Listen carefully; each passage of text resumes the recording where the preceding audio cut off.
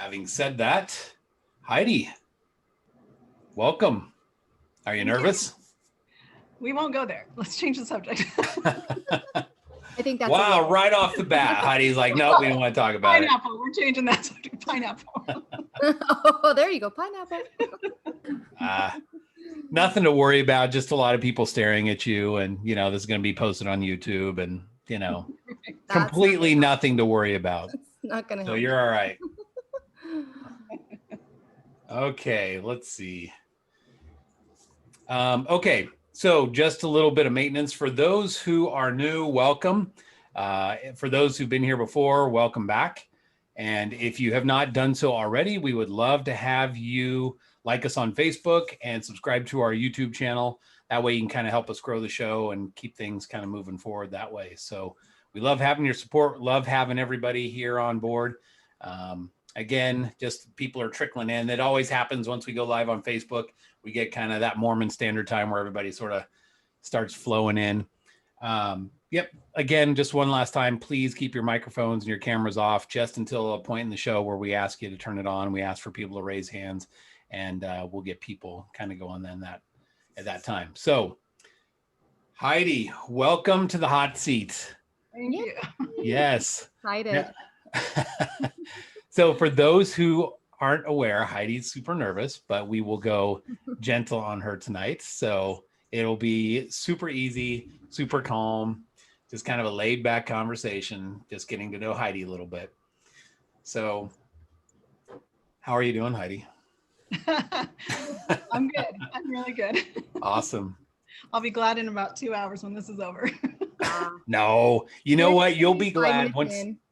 Right. Once the show gets going, it just, after a little bit, it just becomes easy, super easy going. And we've already met you in real life. I mean, you met up with Celeste and I, and You did. yeah. And she's That's when just my life- amazing in person. Yeah.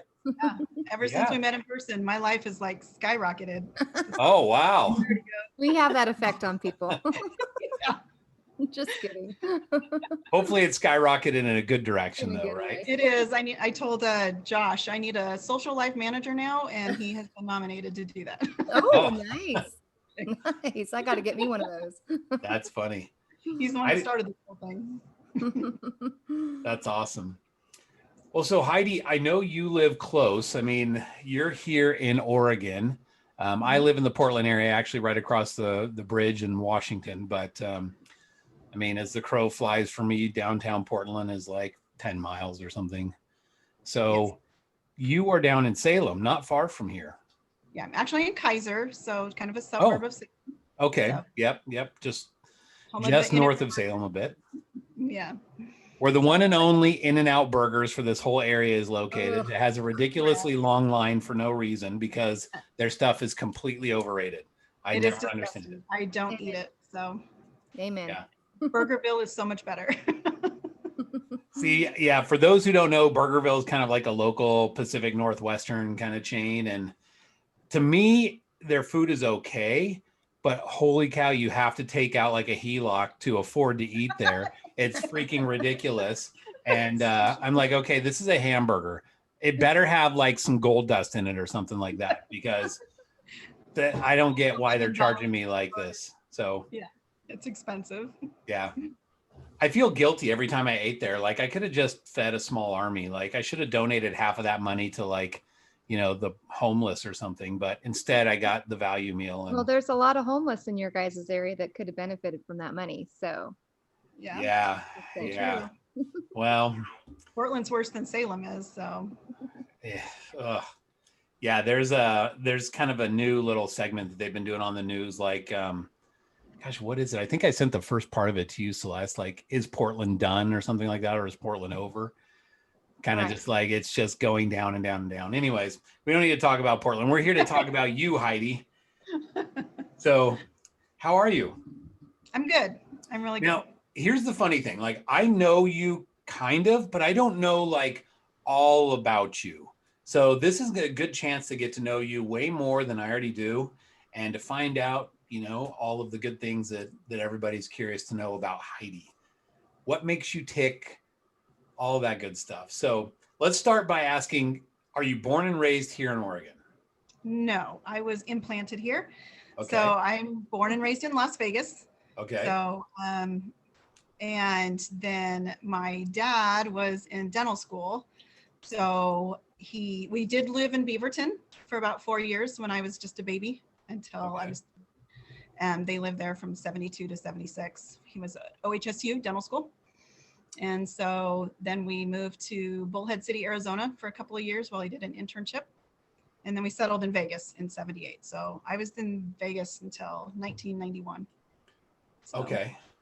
So question, I mean, totally off topic, but is there just like a ton of dentists in Las Vegas?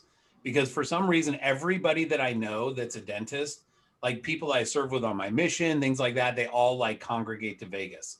Like, oh yeah, we're dentists. Like, okay. There were at the time when my dad was there, but because of the economy since like 2008, a lot of the dentists were losing their businesses, and it just didn't become as popular. But there's still a lot, but it's just more sporadic. So Interesting. I think the more of the economy, it's more based on people working out of the hotels, so for a living. Gotcha. But your dad was a dentist, obviously. He was a dentist, yeah. Yes. So you He's moved retired. back up here in 91, you said? 92. So I went 92. up. So I graduated high school in 91, and Okay. then I went to Rick's College for a year and met my first husband there. And he was from Salem. So, and he was an only child. And so his mom was disabled.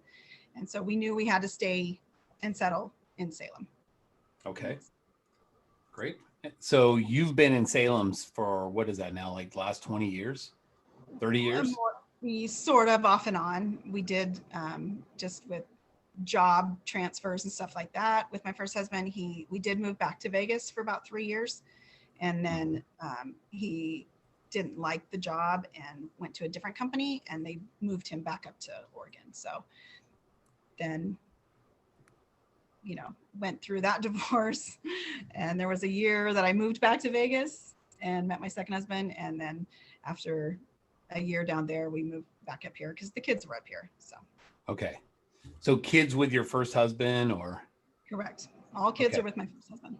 Okay. How many kids? I have 3. Oh, So awesome. They're all grown. They're adults. I'm a lot older than I look. So my oldest is 27. She is married, lives here in Salem. Congratulations. And my second child is a boy. He is 26, and he just got deployed. He's in the military. So, and then my youngest son is 24, and he is at BYU, Idaho. He's single at BYU, Idaho. Excellent. Great. Yeah, I know. I've been watching you post your pictures about your son that's been deployed. He's a handsome kid. He leaves, he heads out to Poland tomorrow for a year. Oh, wow. So, yeah. It's kind of interesting. Yeah. Going to Poland. Is he in the Army or? He was Marine? Army National Guard. He's Oregon National Guard, but his unit got called up. He had actually completed his 6 years in the military and without getting deployed. And then he actually went through a divorce. He was only married for 10 months, and his wife left him. And so he didn't know what to do with himself. So he said, I'm going to sign on for 2 more. And as soon as he did that, he got deployed. Gotcha. Aw. So Now, how long were you married to your first husband? 18 years, 18 years. Okay. And how about your second husband? almost 11. Okay. So pretty good stretches of marriage there. Yes. Yeah. Okay. So, and I think we've met your second husband before, right? He was on the podcast before with you at one point. In the Yeah. audience. Yeah, right. In the audience. Yeah, so we're still friends. We don't talk as often anymore, but so I've known my second husband since I was 14 years old, and he went to a different high school in Vegas, but I dated his best friend when I was in high school, and so I knew he had liked me, my ex-husband, but I told him, I put him in the friend zone and the brother zone, that I would never date him or anything because I didn't want to ruin that friendship. And so that's kind of where I left it, and didn't want to expand on that beyond high school. I went off to college and told him I'd met somebody, and adios. So we didn't talk for 18 years. Oh, wow. I moved back to Las Vegas after my first divorce, and that's where we met up. So it was like we picked up on 18 years, like it was nothing. So Wow. yeah. That's awesome. So now, as soon as you got divorced from your first husband, was he just like, all right, sweet? Like he's just waiting, right? Like, I've been waiting for this for almost 20 years. You're finally single again. Well, it was kind of, yeah, I guess you could say that. You know, he found me on Facebook. He asked what I was doing. I had told him I had just moved back to Las Vegas, and, you know, had just gotten through a divorce. It was literally like 1 month. And, you know, we just had lunch together, and, you know, it was the whole friendship foundation. We had that. It was familiar, and just started dating. So. Wow. That's great. So how long from your first divorce to your second marriage, how long in between were you single, quote unquote? Almost a year. Okay. Is that from like divorce being finalized to like saying I do sort of thing?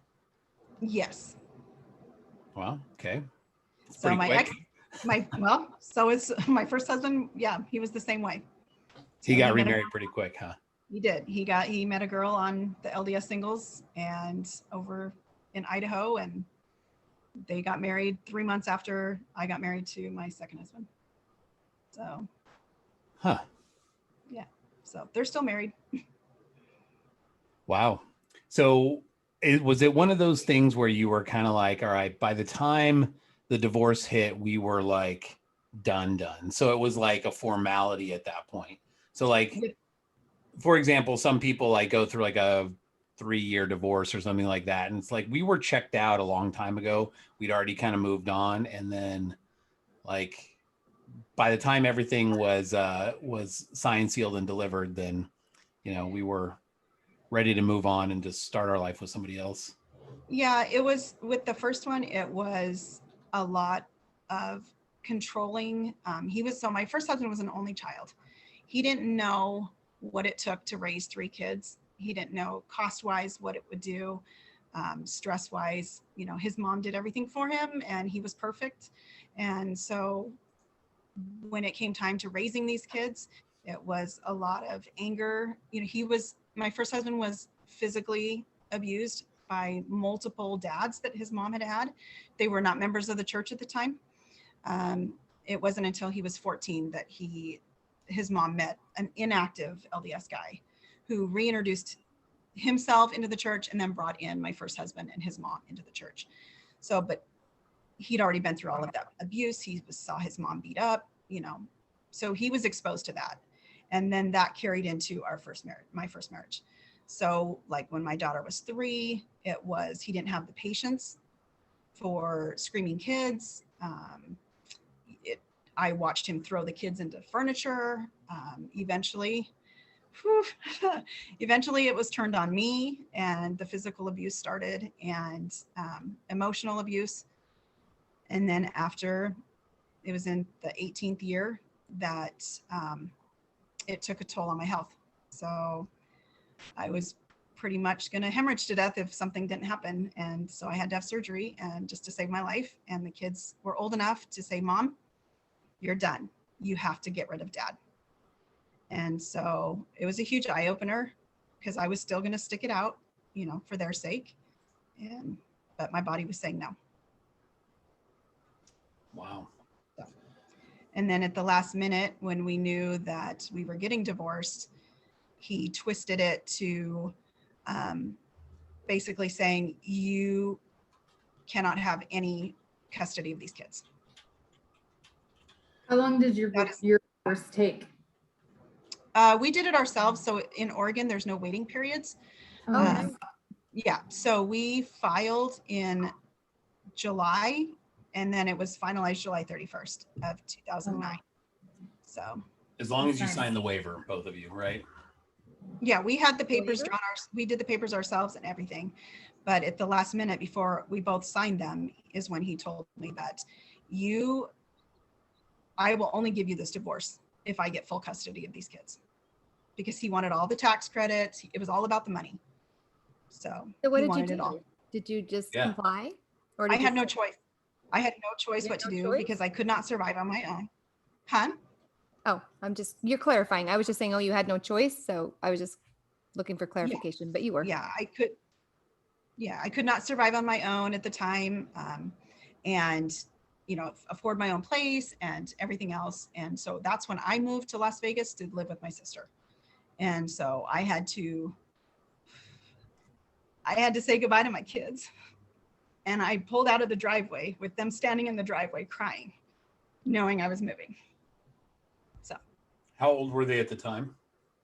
Kayla was 15, Matthew was 14, and Taylor was 12. And Okay. how long were you away before you moved back? A year. A year. Wow. It must have felt like 10. Yeah. I mean, they had cell phones. We kept in constant communication, and I made a couple of trips up here to visit them. So, but they got to experience what their dad was really like behind closed doors, what they didn't see when I was there. Right. Because you were more of the And shield or the protector. Yeah. correct. And so, yeah. So they saw it, and I would get the text messages and the phone calls. Mom, Dad is awful. How did you do this? And how do we handle this situation? And so Just all make I could do is just offer. as you're sharing, and I know we probably should have said this before, just make sure we don't use names as you're sharing your stories. We should have clarified that at the beginning. Just throwing that out there just in case. Yeah.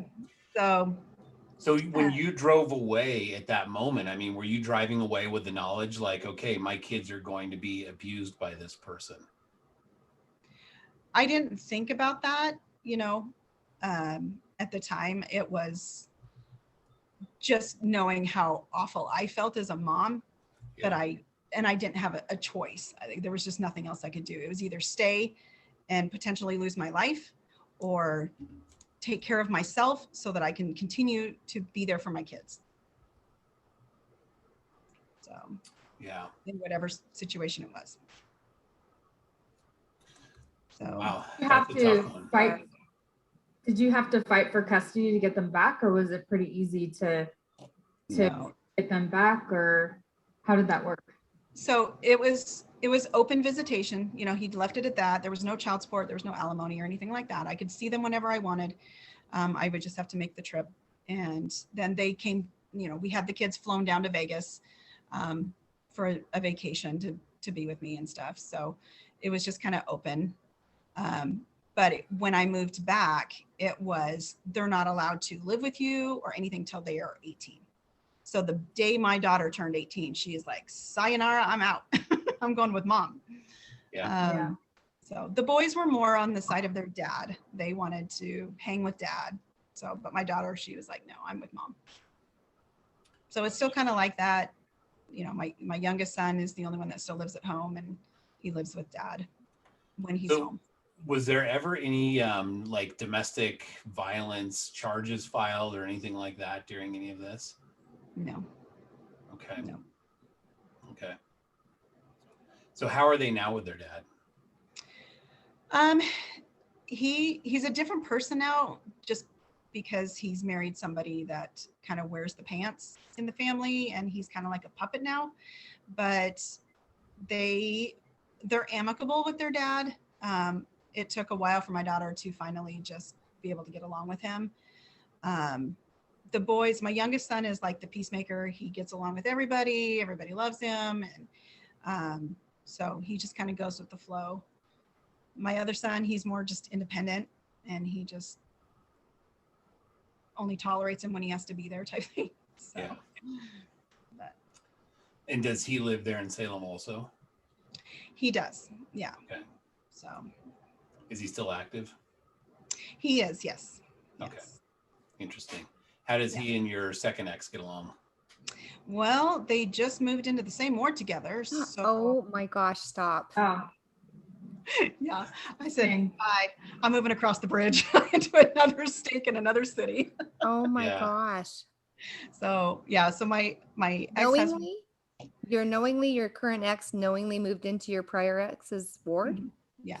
So the situation was, my second husband still lives in the house that we lived in. And my first husband, just bought his parents' house because his parents were in my ward. And his mom just passed away. His dad just put in the nursing home. So he bought the house, renovated it, and now they're living in it. So it's in the same ward together. Oh, Wow. wow. Hey, at least you're not in the ward with them both. Like, at least that's. I moved out way before they moved in. So I just. So you had said, so one of the things you said kind of struck a chord with me. So you had said when you moved away, or when he kind of threw out the, I'm going to take the kids, because I have the money and I need the tax credits, whatever, that you found yourself like in a place where you're like, I don't have a job and I don't have the cash, so I won't be able to support my kids. So what would you do? Because I found myself in that same scenario. I don't have a degree. I haven't worked in over 21 years outside of the home. So in my situation, my ex was very giving and caring and saw my value and made sure I was taken care of, but it doesn't sound like that's the case in yours. So what did you do with that? How did you, because I think back and I'm like, what would I have done if he would have only given what was like law required by law? I'd be living in a tiny little apartment. I'd be probably working at Walmart, trying to make ends meet. So what exactly did you do? How did you manage with that? I had to, knowing full well what the prices were for apartments and stuff like that. And based on my wage at the time, there was just no way. I just could not crunch the numbers to make it work. And so that's when I called my family and I'm like, what do I do? And so my mom was like, just get down here. We will help you. We will take care of you until you can get back on your feet. Mm-hmm. So I moved in with my sister, got myself a job, and started making a life for myself down there. Did you already have an education then, or? So I went to school for accounting. So, okay. Nice. But I did it just 1 year at Rick's College because then I ended up getting married.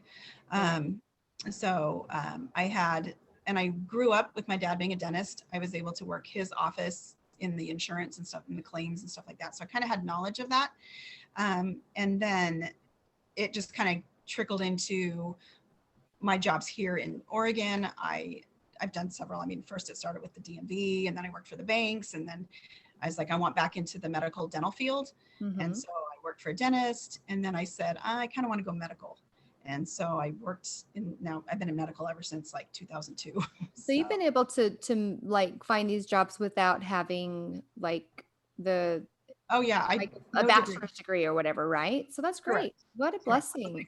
When I got down to Vegas, I worked for a dental office. It was kind of a clinic based one. And then a friend of mine from high school, and two of them actually that were in my stake, opened up their own pediatric dental office. And so I was the surgery coordinator there. Nice. And insurance billing and all of that stuff. And then I worked for some brain and spine surgeons while I was there. So I don't know if you guys know Siegfried and Roy from the Mirage. Mm-hmm. Yeah. When Roy one of their tigers just tried to eat him not long ago. Yeah. Correct. Yeah. Correct. So the doctor I worked for was one of the surgeons that operated on Roy. That worked on him? Oh, wow. Okay. Yeah. So, but I decided then to go back into the dental and work for the pediatrics. And then after I got the divorce, then I moved back down there. I was an office manager for a dental office. So for a year until I moved back here. So. Okay. Great. But I worked. Would you like better, working in dental or medical? I'm asking for a friend. I know you. I know your dental history. It's a tough call. Probably dental, but I've just been with this company in the medical field. Like I worked for them 2 years when I was married to my first husband. Got the divorce. I told him I have to go. I've got to move, and so during that period of a year that I was gone. And I made the trips up here, I would always stop in because they were still filling my medications and stuff like that. And the second time I came up, the end of May of 2009, or 2010, they had said, we need you back. And I was like, I can't do that. I've got a job in Vegas. So they're like, no, we seriously need you back.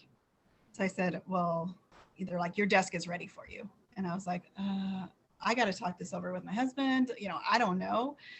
So we talked it over as we drove back to Vegas, and we knew that we needed to come back for the kids' sake. You know, things fall into place for reasons we don't know. My best friend said, "Hey, you can live with us until you can find an apartment or whatever."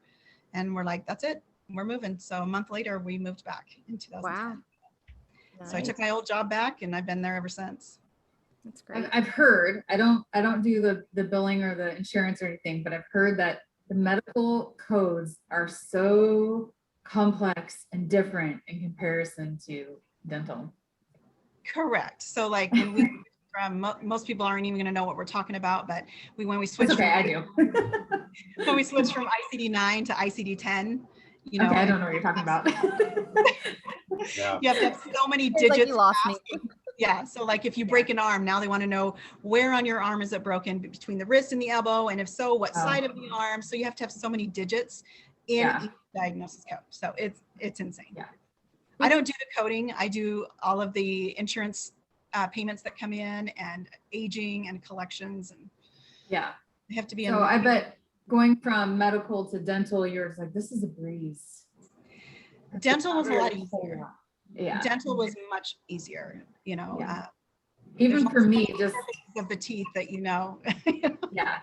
Even for me, just working in the back, I'm like, this is like nothing. Pretty much know what I need to know. Right. Right.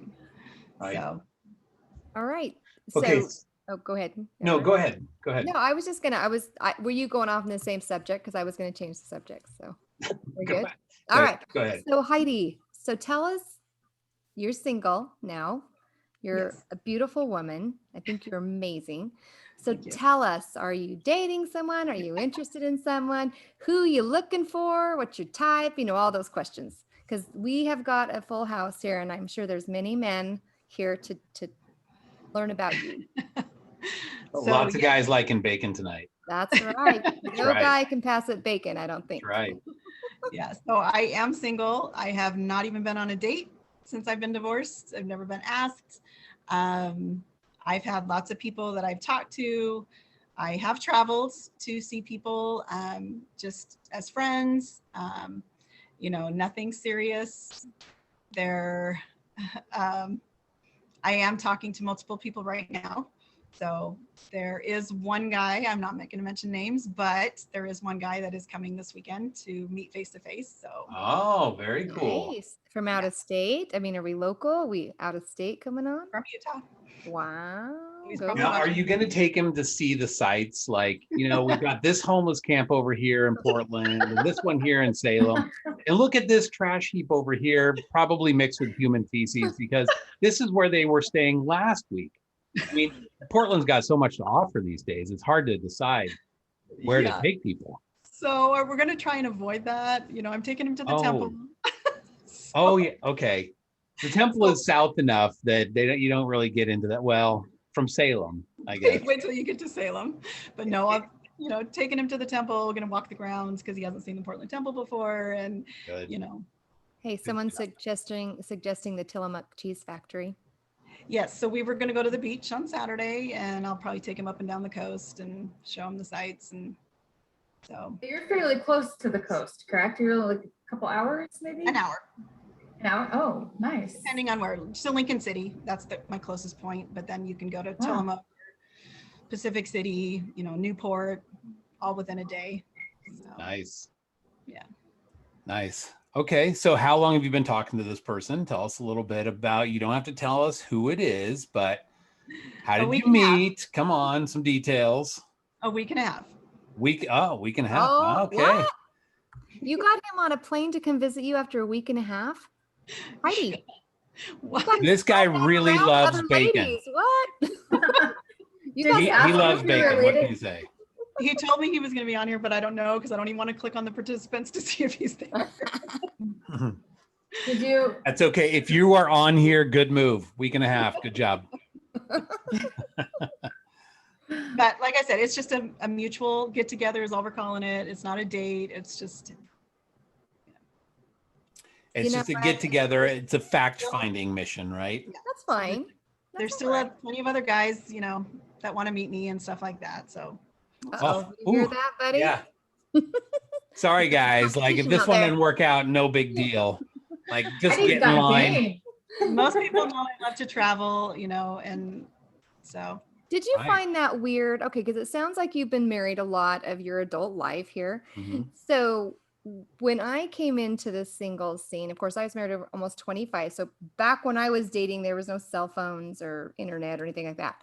But I found that the tendency to just fly around and meet everybody, like after a week or whatever, very foreign. I really had a hard time wrapping my brain around it.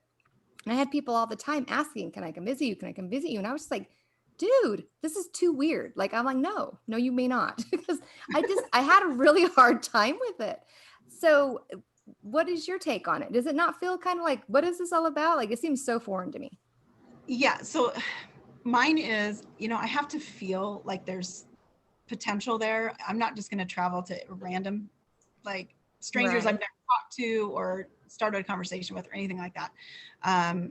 It definitely there has to be something there. So, and so, yeah, that's, Okay. I don't know how to answer that one. I don't just travel to- remember sitting at a girls' lunch with all these single ladies because I was new to being single, and I had actually joined the Facebook groups to meet other single women. And so we'd gone locally. Some of the ladies went to lunch and they were just talking about, well, I flew over here to see this person and I'm flying out next week to go see that person. And this person's flying in to see me. And I'm just like, y'all fly around to meet each other? They're like, well, yeah. And I'm just like, well, where do you stay? Well, sometimes I stay at their house. Sometimes it's a hotel, and it was just so like my brain was just like, you gotta be kidding me. But yeah, like people do it. People will comment. They're like, that's an expensive dating. Yeah. Well, Like, but right. it's not like I do it like every week or what, lately it's just, I've been traveling a lot, but it's getting me out there. And, Yeah. People say you've got to put yourself out there. You have to be willing to go to other places to meet people because there's not a lot here in Oregon. So I'm finding a lot of it is in other states. And so I'm joining groups to go hiking and stuff in Southern Utah. And, I Right. just got to meet So new you're people willing and to make go to like the activities they have in other states. Are Mhm. you willing to have a long distance relationship then? I'm assuming that would be a yes. Yes. All right. Very So. cool. So are you able to relocate?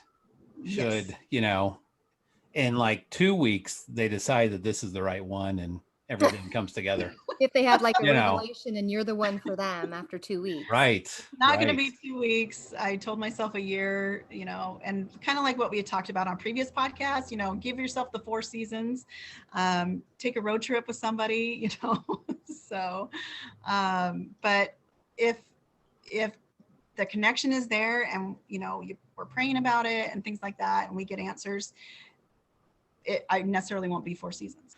So. Okay. Yeah, definitely. There's nothing really keeping me here in Oregon besides my kids, and none of my kids want to be here either. They're going to eventually relocate to Idaho more than likely. So none of my family's here. I'm just here because my kids are here right now. But Yeah. if I meet Okay. somebody from another state, I will move. You would Especially move if back to the mothership in Utah, huh? You'd go there or go to the. there's you've so never many been people there. that want me to go to Utah, but That's awesome. yeah. So I want to transition a little bit here at this point to our main topic because you've been through some stuff in your life, and although it sounds really great and everything right now, like I've got all these guys lined up, what can you say to that, right? Like that's pretty awesome. But still having those feelings of doubt and those feelings of self-worth and those kind of struggles that have come along with that. Tell us how you kind of have come out of these divorces and picked up the pieces again to get back on your feet. So your first divorce sounded like it was pretty horrible and you were like, okay, I've got to just survive, right? How do you get to a point where you're like, okay, I am okay again. I am worth more than just what I was beat down to believe in myself. So a lot of those emotions started from when I was little and as far as back as I can remember. So I had a pretty rough childhood. So I was adopted. Mm-hmm. Kind of give you the whole how this all started. I was adopted at birth. And so as soon as I could comprehend, that I was adopted, that's when I can start to remember. But when I got to the age of, I kind of want to know who my biological mom is or my parents are, I was told no. And I was like, okay, well, what's the story behind that? Why can't I know who they are? And they said, it's sealed. You will find out who they are on my wedding day, because my biological mom will be at my wedding. Nothing about my biological dad, but I grew up knowing my biological mom will be at my wedding. So, but it still was like, I want to know who she is. And so I did everything I could to find the paperwork in the house. Every time my parents were gone, I would go through the files, just looking to see if I could find out who it was. Because when I was younger, everybody knew that I was adopted. So I'm put into this family of kids that, to me, or to them, I was different. And so I was raised and grew up with statements and comments from my siblings going, you can't do this with us because you're not of the same blood. And so your siblings said that? My siblings said that. So they didn't know the adoption story. And I didn't know the adoption story until my senior year in high school. So my whole life, I had this traumatic relationship with my mom. My mom wore the pants in the family. My dad was the puppet who just did what she said, and never really was home to console and to turn to talk to and stuff. So everything had to go through mom. And as I got into the teenage years, it was really, really bad. I hated her, and yes, that's a strong word, and I normally don't hate people, but I hated my mom. And she would ground me for being on the phone 1 minute past 9 o'clock with my boyfriend. She would rip the phone out of the wall. Now, the other kids were allowed to. I was not. And so... so you were like Harry Potter shoved under the stairs, right? I haven't seen Harry Potter, so I don't know. What? Okay. Sorry to all the Harry Potter fans. That's okay. I'm not a huge Harry Potter fan myself, but I have seen the movies. Pretty much kind of against my will on some of them, but I do understand the story. So, sorry, total diversion, move on. Yeah. So it was my junior year of high school, and I was in the kitchen helping make dinner, and my mom had yelled for one of my sisters to come set the table, and she wasn't responding. So I yelled down the hallway for my sister to come and get in here and help us. And because I yelled, I got the backhand to the face and was given a black eye. So I retaliated, and the butcher knife I had in my hand, I threw at my mom. Didn't hurt her, but and I ran. And so I go to school the next day. I wake up with this black eye, and I go to school the next day. And of course, the school is like, what is going on? This is not, what happened? So when I told my friend about it, she took it straight to the counselor at school, and they called Child Protective Services. So here I am, 17 years old, taken out of the home by Child Protective Services, basically, and put into another home of my aunt. So I guess I should tell you the story of the adoption, but there's 3 daughters in my family, my mom's side. My adopted mom, is the oldest. I have an aunt in the middle and another aunt who's the third one. So I'm put with the middle aunt and lived with her for a couple of weeks till my mom could get her act together. So it got better a little bit after that. And then still not knowing who my biological mom was, it was my senior year in high school.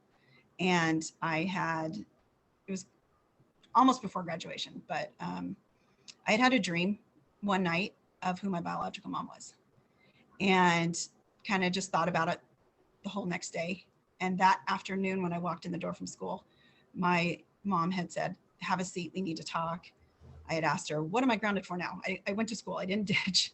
And she said, no, you're not grounded, but I have spoken with your biological mom, and we feel it's time you know who she is. And I said, well, this is really, really weird. I just had a dream of who it was. Can I guess? And she said, yeah. So I asked her if it was my aunt, and she said, yes. And she said she knows I just told you, and she's waiting to talk to you and tell you the story of what happened. So Was this the aunt you got placed with when No. your mom? Okay, different aunt. So my biological mom is my aunt. She is the youngest of the 3 sisters. Okay. So, but when I had the dream of who it was, it all made sense. I look like her. I laugh like her. She has 3 kids from her husband, who is not my biological dad. But you know, we just had a connection my whole life with her, that family. I babysat her kids, not even knowing that I was related to them. So, Was she nicer than your mom? Yeah. So she was the nice aunt? She was the nice aunt. Yeah. Okay. So when I went over to her house and she told me the story of how she had a boyfriend in the Marine Corps, graduated high school, went down to visit him. 9 months later, I'm born. You know, that was the end of it. My biological dad could not support her, and because he was in the Marine Corps. And so they went through LDS Social Services and gave me up for adoption to be placed with the oldest sister, who was already married and had a kid. So how did your biological mom feel when she knew that your adoptive mom was basically abusive and treating you like, you know, second-class citizen sort of thing? Yeah, she mentioned there were so many times that she wished she could have taken me back. She wanted to tell me multiple times who she was, but she couldn't. So So do you have a relationship with your siblings currently? So yes, so everything is fine now. You know, it was comforting. It was just like this huge relief off my shoulders to finally know who she was and to build our connection even stronger as my aunt. So we always just have that special bond. But you know, she remarried an LDS guy, and not remarried, but got married in the temple, and had 3 of her own kids. So are you close to your biological mom now then? Yes, I mean she used to live in Vegas, but she moved out of state. She moved to Indiana, so I don't see her hardly ever. We're on Facebook, and that's about all I get to see of her. Okay. How about your adoptive mom? Yeah, so after high school, I went off to college, and it took them getting rid of me and for me to be away to finally realize I still love her as my mom. You know, she raised me, she gave me a roof over my head. Yeah, it wasn't the best, but we just needed the break. We needed the break away from each other. So now we're totally fine. I'm fine with all of my siblings. We all get along great. We have family reunions. I go down there a couple times a year. My mom calls me every Thursday night. That's my weekly call from her. So yeah, everything's fine. And I have to take like all of that trauma and emotional, you know, just craziness, and I had to let it go. So do you have now, I know before you've kind of told me that you've had some health issues surrounding that. And is this due to the abuse, or is this due to the stress of the situation? Or tell us a little bit about that. So the health issues didn't really start until my second marriage. So Okay. I didn't have any really health issues growing up. It didn't start until with my first husband. It started with that, you know, basically bleeding to death. But the other health issues, the serious ones, happened with my second marriage. And it was just in the last 2 years, well, now 3 years. It was, so my ex-husband has cerebral palsy, a slight case, very small. But Second ex-husband, right? My second ex-husband, yeah. Okay. So it was enough to trigger psychological and trauma to the brain, lack of oxygen. You know, he was a twin, and his umbilical cord was wrapped around the twin's neck. The other twin didn't survive, but it depleted my ex-husband's oxygen enough to trigger, you know, anger issues, and just kind of didn't know how to control himself sometimes. So it was, he couldn't, like if there were arguments or something, it was complete rage. It wasn't just an argument and let it go. So it was me having to remove myself from the room just so I didn't have to be yelled at so much, or, you know. Was there like punching walls and things like that going on and throwing Kind of, things or? it was that. It was also threatening to kill himself. You know, he did have a gun. And so it was scary at times. And so it was traumatizing. It was a lot of stress. And then you throw in and out of jobs for him, and all of the pressure was on me because I had the stable job. I was working 60, 70-hour work weeks, just to keep us afloat. And then at the same time come home, and when somebody has CP, they get tired really easily. They just don't have the drive to do things. And so I had a lot of responsibility on me to keep the house going at the same time of working all those hours and church callings and whatnot. So in 2018 is when, well, actually 2012, I started noticing some changes going on with my body. My tendons were starting to shrink. I had to have surgery. My Achilles tendons were snapping. So 2012 was my first one. And then I was kind of on this whole pattern for about 6 years. And then when it got really bad, it was 2018. And that's when I noticed I was starting to have some problems with my feet. And I felt like I was walking on a marble or something. So when I went to the doctor and they did the ultrasound, they're like, well, you have a cyst in your foot, but we'll take it out. It's no big deal. And so they did that. And 3 months later, I'm telling him again, hey, there's something wrong with my foot. But now it's also on the other foot. Yeah. And I had just healed from that first surgery. And so he says, okay, well, we'll operate on both. So they operated on both feet at the same time. And each one, you know, takes a while to heal. Mm-hmm. I got through that. They cut out some bone. And so hopefully these cysts wouldn't form in my joints anymore. And 3 months later or 4 months later, I'm telling him again, there's something wrong with my feet. And now I got something wrong with my shoulder, my right shoulder. And then it was my left shoulder. And then it was my stomach. And then they tell me that my esophagus is eroding away and it's going to kill me if they don't do surgery and fix this. And so it was just one thing after another. I literally had no break in between surgeries. I would heal and then bam, something else would happen. Every time I turned around, there was another Did you surgery. say what your diagnosis was? Yeah. So in 2019, he asked me, after he removed a chunk of bone out of both sides of my feet to give me room in case these cysts come back. He said, do you have rheumatoid arthritis? And I said, no. And he says, I want to send you to a rheumatologist because something is wrong with your body. He goes, I am clearing these cysts out with the sacs and they're still coming back. There's something seriously wrong. So when I went to the rheumatologist, they did the x-rays and confirmed that I do have because of the stress, developed an autoimmune disease called ankylosing spondylitis. So if I don't continue to move, if I don't keep the inflammation down, my joints will fuse together and I become a statue. I will not be able to move. And this was all due to the stress, they said. That's what brought it on. Well, Yep. aren't autoimmunes, like, isn't that genetic, and then like the stress kind of accentuates them? No, Oh. AS is what they call it, is not genetic. Oh. It is brought on and induced by stress. Wow. And so nobody in my family has this. But they saw it. I've always, I told them my back hurts, my hips hurt, and all this stuff. And so what they call the SI joints in the back of your spine and your hips, there's supposed to be some space between there, and mine is very, very narrow to the point of it wants to fuse, but we're trying to keep that from happening.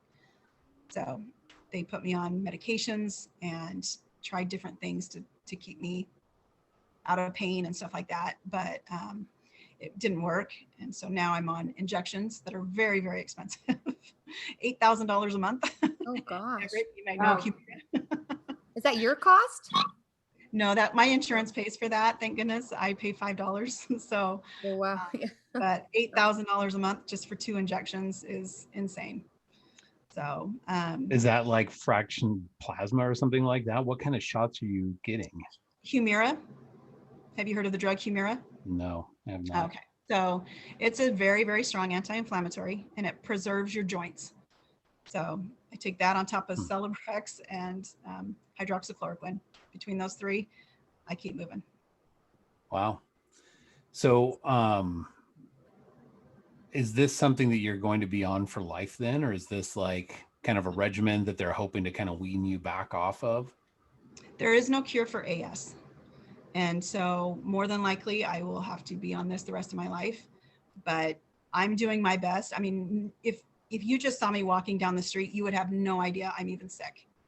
You know, I don't let it affect me. I don't let it bring me down. Well, I have seen you walking down the street before, and I didn't know you were that sick. So you are correct in that. Yes. I mean, the only way you know something's wrong with my feet is if you saw the incisions on the side of my feet. So I run around in flip-flops. You know, I just don't let it affect me. Well, good. I'm glad. You know, if I stay positive, and you know, nobody will know. So I hide it. I hide a lot behind the smile. Okay, so What does that do for your limitations, like with exercise and that kind of stuff? Are you still encouraged to exercise, or is it just you're on limitations with that? So like for 2 years, I have not been able to do anything. So I was in surgical boots up to my knees, you know, walking. I mean, everybody thought I was an astronaut or something, you know. So and it's funny because I can relate to that a little bit, because I actually partially tore my Achilles, and I know how long it took me to heal from that. I can't even imagine having something like that. Yeah, became best friends with the rehabs facilities and you know, physical therapists, and just to get my shoulders back to where I could lift my arms and to be able to walk again. And so but I'm the type of person, like, I have a very, very high pain tolerance. So after each of these surgeries, I was back to work the next day in my surgical boots, you know, in arm slings and whatever. The only time I missed a day of work was the actual surgery day. And then when I had my stomach and throat operated on, it was because it was an overnight surgery. You have to be admitted. So, well, I think that says a lot about you and your perseverance and your ability to just deal with hardships that you've dealt with, you know, and what you will probably still continue to deal with. It says a lot about your character. I've had to block, like, I don't remember a lot from my childhood. I remember the traumatizing experiences, and that's pretty much it. Yeah. We'll be together with my family and at family reunions, and they'll bring up all of these things that we did. And, oh, and Heidi did this. And I went, what? Because I don't remember. And so, you know, me as an adoptive mother, like, hearing your story, like, just breaks my heart. Because my adoptive children are they're just miracles in my life, right? So do you think that, would you have, I mean, I guess it's there, you couldn't change anything, but do you think it would have been better for you emotionally if you would have been placed outside of your family? Because, like, both of my adoptive children know of their birth families, and they have connection with them. They can interact with them. But I think with the big hidden secret and maybe the emotions that came along with your adoptive mother versus maybe your biological mother, and who knows what was kind of going on behind the scenes with that. Like, do you think that just caused a lot of drama and then stress, because you still have stress? Maybe the stress from your childhood added to the stress of your marriage and brought on that. It did. So in looking back at it, and you know, all of my cousins, we talk about the big family secret. Why was it such a family secret? And it was because of my grandma. She was ashamed that her daughter got pregnant out of wedlock and did not want her name plastered in the paper, nothing. So they had me born at a hospital in Boulder City, clear out of Vegas, because she didn't want her name in the paper. It was humiliating to her. So did your grandma treat you second rate then also? My grandma was just kind of a not so nice grandma. Kind of a curmudgeon. You know, she's passed on now, but it was kind of all of the cousins are like, why was this a secret? It would have been so much better if it was just out in the open. I mean, even if they would have just explained and help you to understand, especially when you're a kid. I mean, my kids always knew they were adopted. They still had hardships trying to figure it out, and when they want to connect with their family, when they are birth family, when they don't. I mean, there's still challenges there, but I think sometimes those hidden mysteries, You'll find out when you get married. Like that kind of just traumatizes. And I just wonder if that began the stress process that kind of brought you to where you are now with stress. It could have. I think a lot of it just with the trauma itself, and because I just didn't feel loved in that family, I think a lot of that I carried with me. And so that, which led up to the decisions I made being older. You know, I go off to college and I never felt loved as a child. And so now I go off to college and I meet somebody and they're looking for if love. they show me love, oh man, I'm Yeah. out. This Yeah. is my scapegoat and I don't have to go home. I don't have to live with my parents again. Yeah. And so rushed right into it. Oh yeah. Even though I saw red flags on my first marriage, I broke off the engagement, begged me to stay. I said, okay. And then I'm in the sealing room in the temple and my gut is eating me alive, telling me, don't do this, don't do this. And I'm looking around going, I can't tell my parents I can't do this. They just paid for this wedding, you know? It was just like, no, I'm just going to do it and I'll figure it out. You know, I tell my daughter, I said, I don't care if we're standing at the altar and he's already said, I do, and you haven't. I'm like, if you don't want to do it, don't do it. Don't go down that road unless you absolutely know you want to. So, right. But, you know, it happened. I have 3 beautiful children because of it. And, you know, I took learning something, you know, and moved on. Absolutely. And so you have to let it go. I have to let that go. Went on to, you know, my second marriage and kind of rushed into that thinking, oh, we're just friends. It'll work out great. We have that friendship foundation. And he wasn't a member of the church. And so even though he knew I was LDS his whole life, you know, since we've known each other, he knew that, but he ended up joining the church. And I thought, this is going to work out great. yeah. Even though when we were dating, I saw the anger issues, and I was like, whoa, calm down, you know, it's okay. We're just talking. But I was like, it'll still work out because we're friends. And so went through with it, did the whole civil marriage at the courthouse type thing. But then he joined the church and we were sealed in the Portland temple. But, and then it took a turn for the worse. It didn't work. I'm sorry to hear that. So Heidi, let me ask you a question. I know you've told me just privately before that kind of the situation in your second marriage was just not conducive to good health. I mean, that was triggering a lot of these health problems and things like that, and the stress of that. Now, obviously, not every marriage is going to be the same, right? But getting back into another marriage is going to bring other problems, right? I mean, that's just kind of how things go. I mean, there's going to be some level of struggle and some level of stress that's involved with that. Does that concern you going back into another relationship? Like, okay, what if this helps flare up these things again while I'm actively battling it down, you know? That has crossed my mind. And I'm in the mindset. So in the last surgery that they did, they took the bones completely out of my feet. So like the 5th metatarsal bone, this whole bone on the side of your foot is missing. It is gone in both feet and the joints included. So I have the bone in my toe, but I have a gap and then in my foot. They didn't put a rod or something in there in this place? No. So if you literally feel the sides of my feet, it is just soft. Oh, that's got to be weird. Yeah, the x-rays are pretty cool.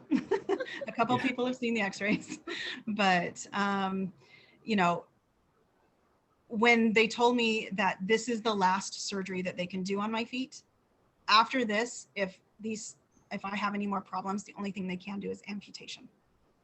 And that's when I said, no more. I can fix this. I can get rid of the toxicity that's causing this problem. And so when I talked to my ex-husband, I said, I'm done. I can't do this. We knew back last summer that things were not going the way they should be going in a marriage. And he agreed. And so it was, we had my daughter's wedding last summer. So we just needed to get through that.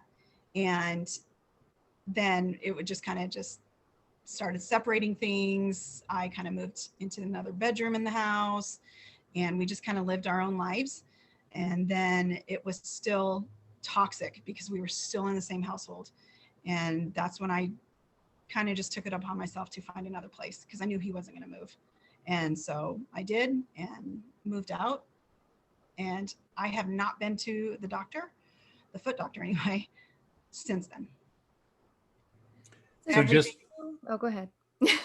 Yeah, everything is like my body is just completely healing itself. You know, I'm like the best I have ever felt in my entire lifetime. Besides when I was a teenager or whatever, and younger, but. so, one of the things that people always talk about is that we gravitate towards those things that we know, right? Like, I think the old cliche is you marry your mom and then the girls look for someone like their dad or something like that, right? Like, that's just, whether that's true or not, I mean, that's been said a million times.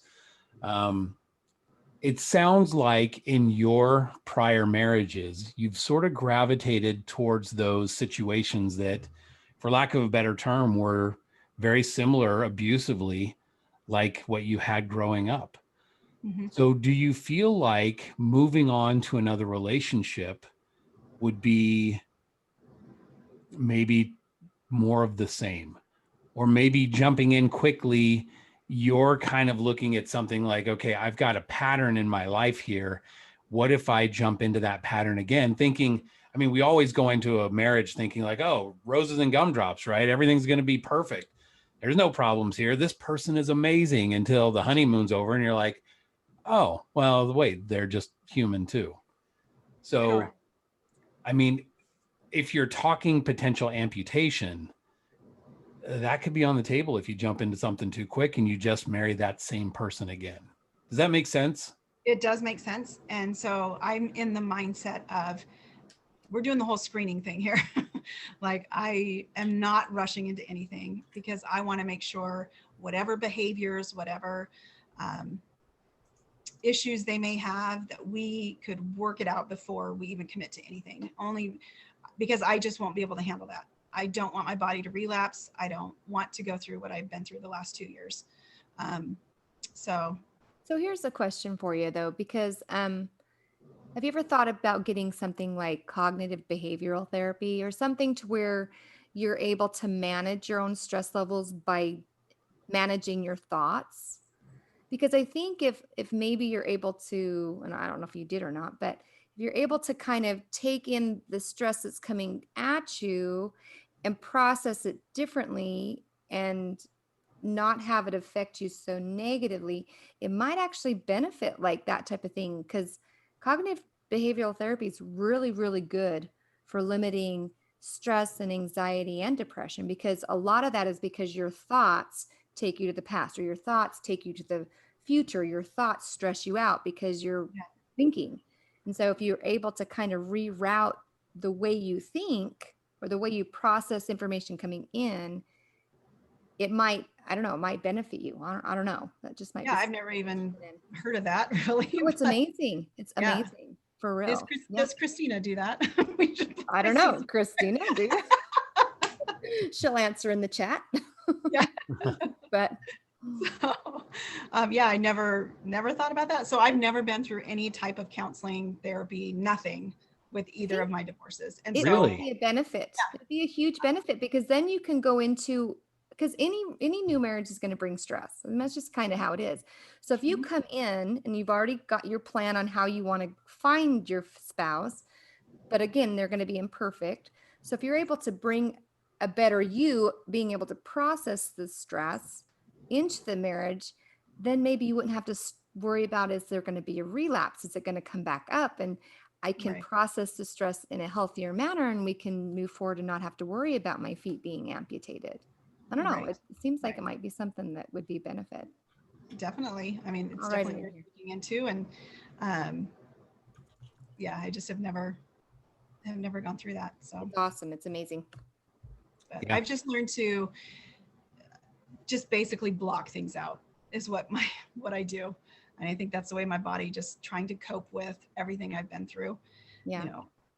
So did you ever go to counseling about what happened with your parents growing up or your family situation?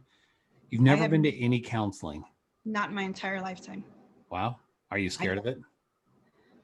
I don't know. I've heard so many different, I've heard good things, I've heard bad things, but I think I have just bottled everything inside. So like preparing for this podcast tonight opened up a whole can of worms, and I have been an emotional wreck because I finally put out my life history on paper and rehashed everything I've been through.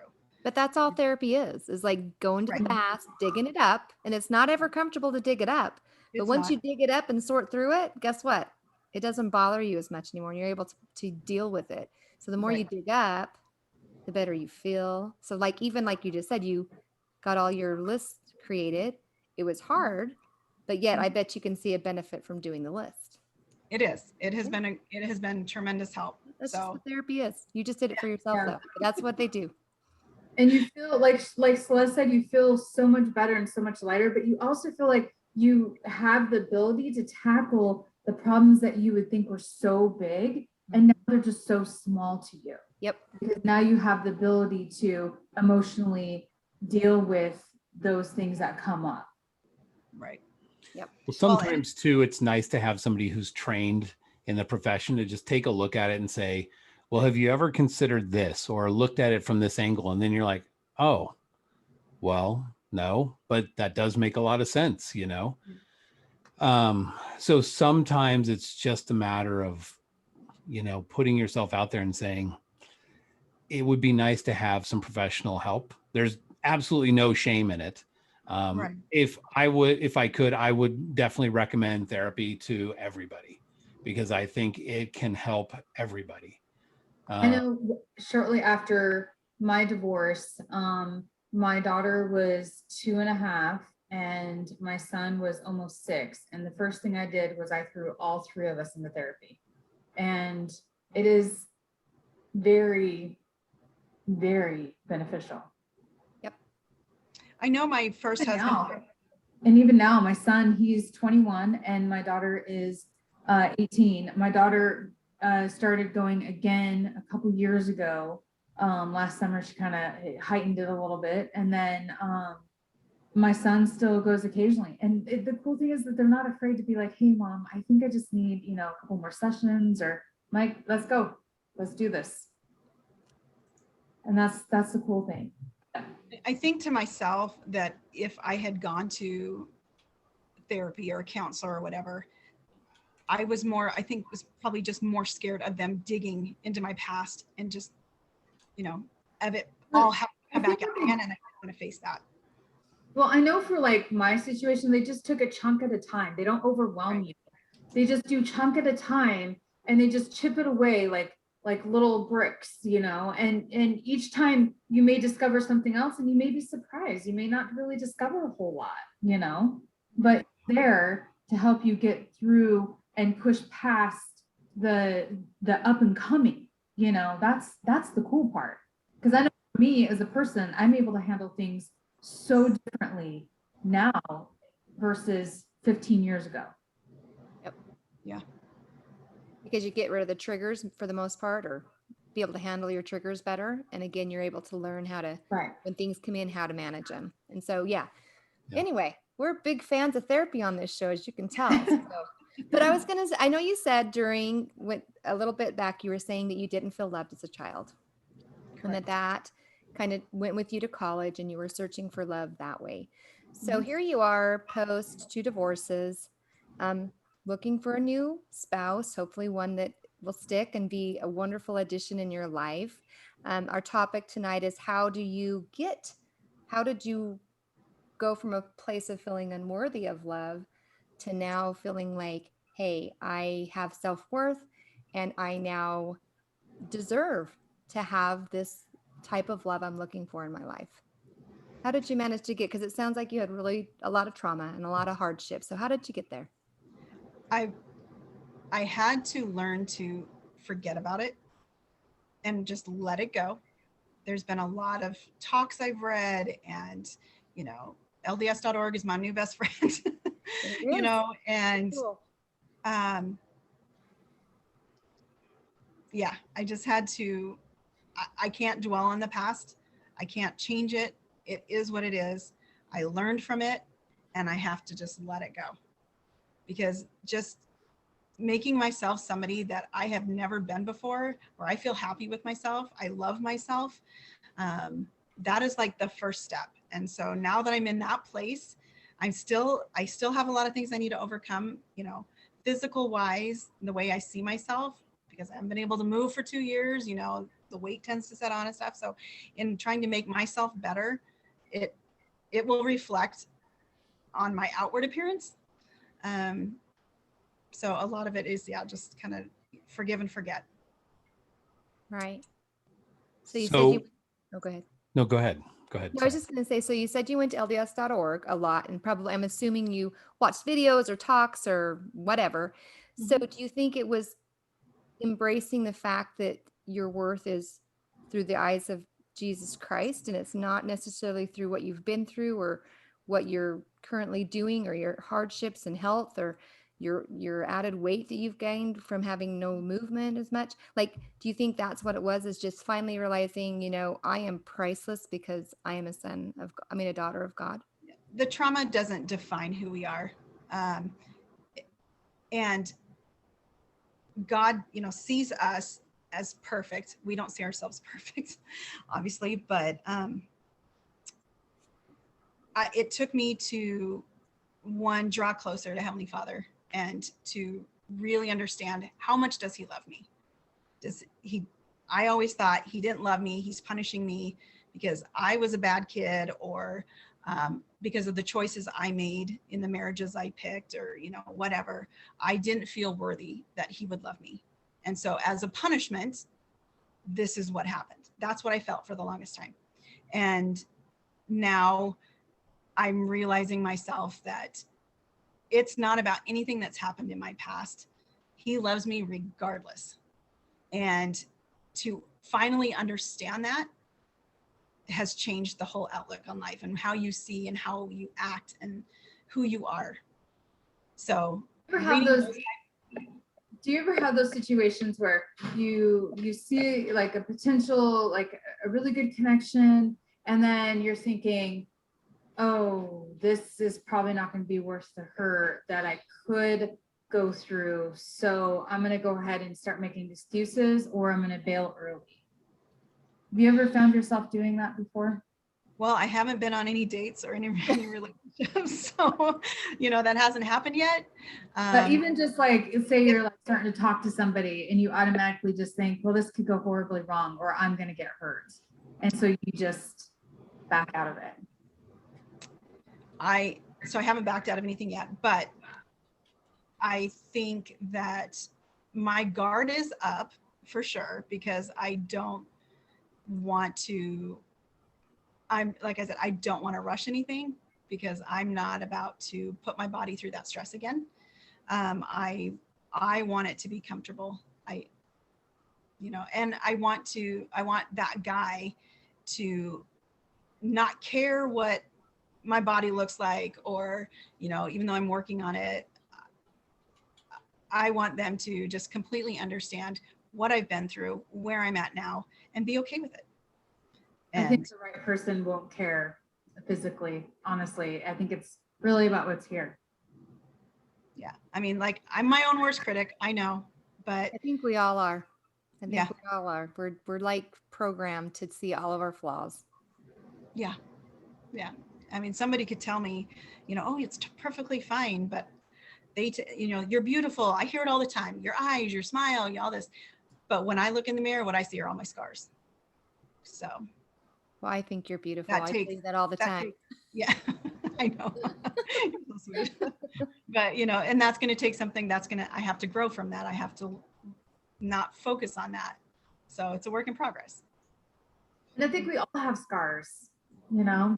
I mean, you can't escape life without some sort of scars. Yeah.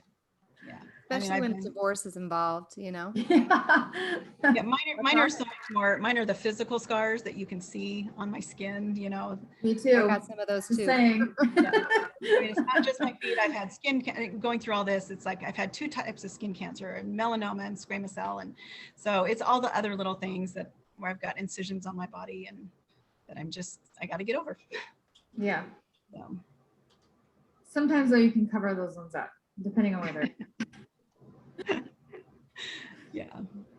But Okay, so obviously we're catching you at a point. You've been divorced now, how long from your second marriage? it was finalized in January. Okay, So so we're what, 5 5 months, 4 months? 4 months. So after your first marriage of 18 years, less than a year, and you were jumping back into a marriage, right? Now, 4 months later, I mean, you got people lined up. I I mean, mean, of course she does. Look at her. yeah, I mean, obviously, yeah. But is there ever any part of you that thinks like, okay, let me just do a little like me time, just a little reflection? Do you feel like there's a part of you that wants to jump in just because you're like, I don't want to be alone. I don't want to be without, sort of thing? I've kind of played both things going through my head. Yeah, I want companionship, but at the same time, I'm scared because of what could potentially happen again. And Mhm. that's why I'm in that not wanting to rush it. And I want to really get to know a person and all their little quirks and before we even commit to something. So, I can like somebody, I can date them, but as far as like really getting serious, you know, it'll be a while. No, So I know what exactly how that then? feels. Oh, That's Celeste. sorry. So I'm in the whole frame of mind of, third time's a charm. You So can what do are it. what are your thoughts then? Sorry. You're fine. What are your thoughts then? Like, say you get into a relationship and things are going really well, and you start going towards that direction. What are your thoughts on premarital counseling? I know that gets thrown out there a lot, but what are your thoughts considering you've had 2 marriages? What are your thoughts going into that now? So, like the guy that I'm talking to right now, that is one thing that he wants and that he's looking for in somebody that would be willing to do that. And when thinking about that, I was like, oh my gosh, I've never even been in counseling. So how on earth is this going to work? But the more I think about it, it's like, oh, that actually might be beneficial to me. So it's not a direct, no, I'm not going to do that, but it could be beneficial. And I would be open to that possibility of doing that. So. awesome. Oh, hang on just a second. Got There it. I think. Sorry. Yeah, I mean, for me personally, my feeling is premarital counseling is almost like a given. Like it's going to be something that's important just to make sure that I dot all my I's, cross all my T's, make sure there's like no stone left unturned. Like I feel like for me, I have jumped into a relationship quickly and been like, oh yeah, everything looks like it just lines up perfectly. It's good. It's good. Like, and I start overlooking both things that I'm doing wrong and things that like maybe they're doing wrong. And then like things that are incompatibilities in between us, because especially in that moment, right? You're feeling all that love, you're feeling the Twitter patient in your heart and all that kind of stuff. And you're thinking, oh, this person is just amazing. Well, everybody seems amazing at the beginning, but the reality is we're all human and we're all flawed. And finding those things and truly uncovering them and then finding out to say, all right, well, this is those person's flaws and I'm okay with that, or I'm not okay with that. But taking that time with that person, and not only that, but taking the time with ourselves to say, what are my flaws? What do I bring to the table that might be negative in a relationship? And what can I do to fix it?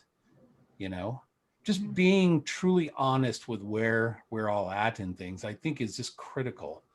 And it's really hard when we feel that feeling of like, I'm in love with somebody and I want this now above everything else, because we are so willing to overlook so much stuff at that point. So for you, Heidi, my concern would be that with the health issues, that there might be a propensity to overlook some of these things. And then you get married. It's wonderful at the beginning, or a year or two down the road, you're like, okay, we're back to amputation again. You know, we're having that discussion at the doctor's office. What happens at that point? Do you know what I mean? Like, this isn't for you just a situation where you're like, well, gosh, if I don't like it, then I'll just bounce out and everything else. Like, we're talking cutting your feet off, right? Yeah. If I were in your position, now I hate it when people should on me, right? Like, don't should on me. Don't tell me what I should do or shouldn't do. But if it were me, I would be definitely into counseling. Like, okay, I have to make sure that I'm buying a pair of shoes every year, right? Because I want my feet. I don't want them cut off. Right. I have to make sure when I go into it that I am doing this proper. Does that make sense? It does. Yeah. And that's kind of the one thing I was talking about with this guy. He had asked the same question. What would you do if all of a sudden, you know, you're married and now you're facing the exact same thing? You know, I can't say what I would do in this situation. It doesn't mean I'm going to get divorced. You know, I would just only hope and pray that they would support whatever has to be done. But, you know, it's a tough one. You know, I can only control the stress. That's about all I can do. The thing is I think and I'm sure you are very prayerful. So I'm sure as you move forward that you are seeking guidance from the Lord, and because he knows your situation, he knows your medical situation and how that is kind of a dire scenario to have to deal with. I mean, we don't need you losing your feet, right? So, you know, I'm sure you're staying close to the Lord, and when the time comes, if someone is like, hey, you know, I love you and I want to be with you forever, you know, I'm sure that y'all would hopefully get counseling, obviously, but also that you're in tune with the Lord and that he's going to help direct your path. I know it's scary. I think anybody who's been divorced and going through this again, or maybe even someone who hasn't, never been married and they're older in life and they're just like, I don't know, this is all scary. I don't know what to do. You know, how do we handle this? I think that as we turn to the Lord, that he will help guide us, lead us, whatever, keep us within the bounds we should probably be. So. Yeah. And that's one thing, you know, we were talking about as well, is definitely making sure that we are getting answers from Heavenly Father, that confirmation, basically. This isn't going to be a decision I make on my own. Definitely not myself. So let's see where that got me the last 2 times. But definitely a lot closer to Heavenly Father and letting him just take the reins, and he'll put somebody in my life that is meant to be there. Yeah, absolutely.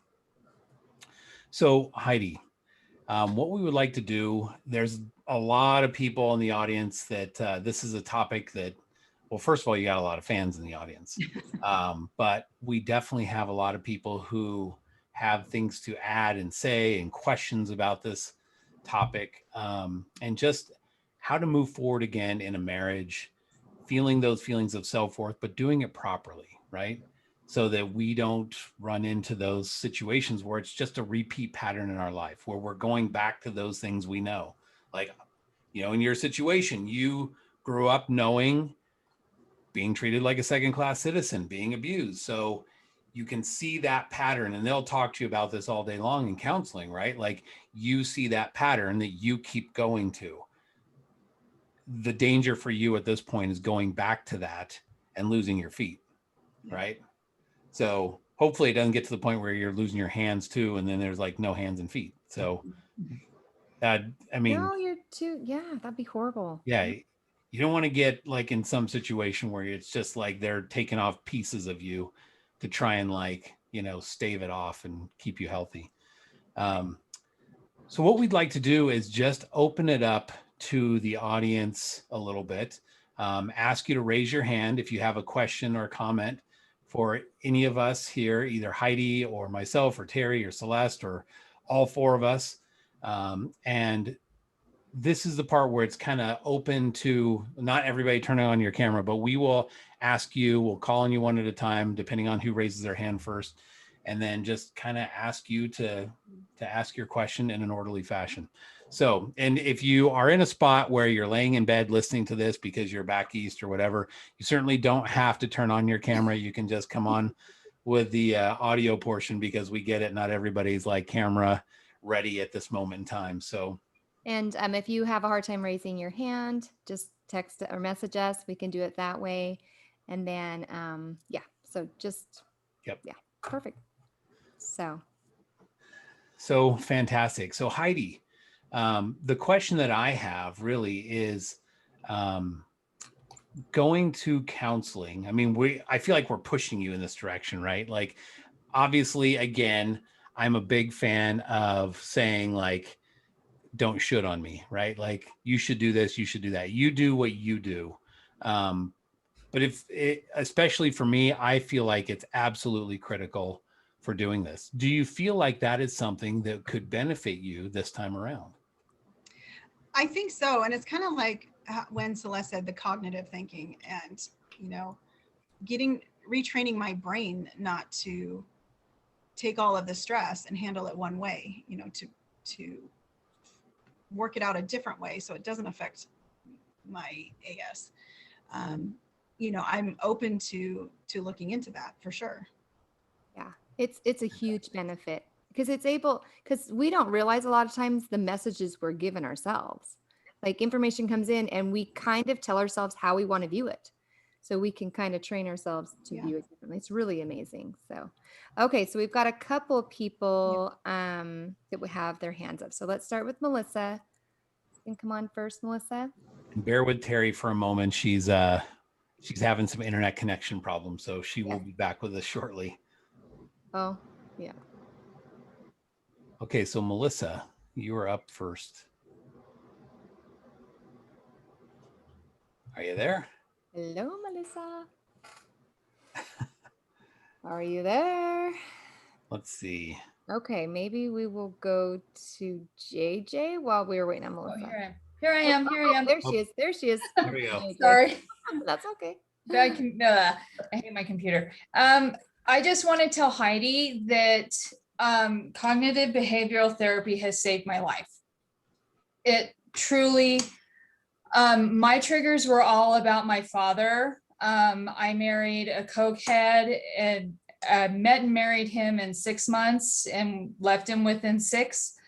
I then married my second husband and met him and married him in 5 months, and was, kind of right back in there trying to do it. And I realized that all of my triggers with men and all that had to do with my issues with my father. And the thing is with cognitive behavioral therapy is what we usually do is we find ourselves doing a spiral is what it is. And when we circle back around that spiral, we're picking up everything up from the previous top. And so we're just loading and loading and loading. And what cognitive behavioral therapy does is it allows you to set, how do you say it? You retrain your brain to recognize those triggers so that you don't even start the spiral. You recognize the all of the little steps on the path that usually get you to the spiral, and then recognizing all of the things that you pick up in the spiral. And what cognitive behavioral therapy, it just helps you retrain your brain on your triggers so that you're not even going down, so that you're not even being triggered anymore. You recognize the triggers, you stop yourself. And even in the Book of Mormon, it talks about, when you're struggling with sin or other issues, that you should cross yourself. And it means, and to me, I've always looked at that as talking about moving, putting up like those roadblocks to stop yourself from getting into that hole, that spiral hole, or even, even the handful of steps, even getting to the hole. But once I started going to therapy and realized that my issues really had to do with my dad, and especially once my father passed away in 2018, all of that kind of had to come back up, and I had to go way back into counseling and have that readdressed. So I would say for you, honestly, it would do you so much good. And I highly, highly, highly recommend it. Find a therapist, find a good therapist. Mine was LDS, but you don't have to do LDS, and do it that way, but find somebody who specializes in it. And I think that you will find a major difference in how you look at your life and how you treat yourself when you're going through these things, and how you see yourself as you go through those things. Thank you. I'll definitely look into that. Definitely, please do. All right, JJ, you're up. Are you there, buddy? Let's JJ. see. My work There you, working. There we go. there you are. Did I There you get are. So one thing I've learned is also with the, that surround yourself with the people you want to be like, so to speak. And I know with openness, it's not necessarily that you talk about your therapy or that you're in therapy. It's more having that mindset. Like I know with a lot of my stuff, you have to look inward at your accountability and where you're at. And I know the biggest difference for me was just being around people that I could open or be vulnerable with, because it's kind of like a sounding board, and having that thing. That's one thing I love about the group we're in is, a lot of it's a shared experience type thing. It's not just, unique to that person. Usually it's usually something that can relate to another. So, but I was just curious, when you're talking about dating, getting someone serious, what's like a good, I guess, time or way of presenting things like such as health problems or this or that, or there's no real guideline for it. I guess it's when you're comfortable with that person perhaps, or, what's your thoughts on as far as when to present that, or what's the best way to talk about that? So I will answer. I'm going to answer this just because I myself have dealt with cancer, and so it could be a possibility down the road. I don't know. I like to be upfront and honest about it. And just, when I feel the moment is right, there's not, like you said, there's not really a timeline, but I'm just like, hey, this is what I have. It's not a big deal. It's part of my health history. I do have to disclose it. This is just part of who I am. The chances of it coming back are slim, but there's still that possibility, and they're going to be alarmed with anything. So that's just kind of how I approach it, but I'm very open about it anyways. So I guess that's kind of what I'm wondering, because I know I'm pretty open myself, because I would rather, just be like, this is me, this is that, rather than get my emotions vested and then have them like, oh no, never mind. So I was just curious if there's any real, I guess it kind of depends on your comfort level with the person as well. yeah, or your comfort level with the diagnosis that you have or the health that you have and everything else. People looking at me, they would never even be able to tell that I've had that. So That makes sense.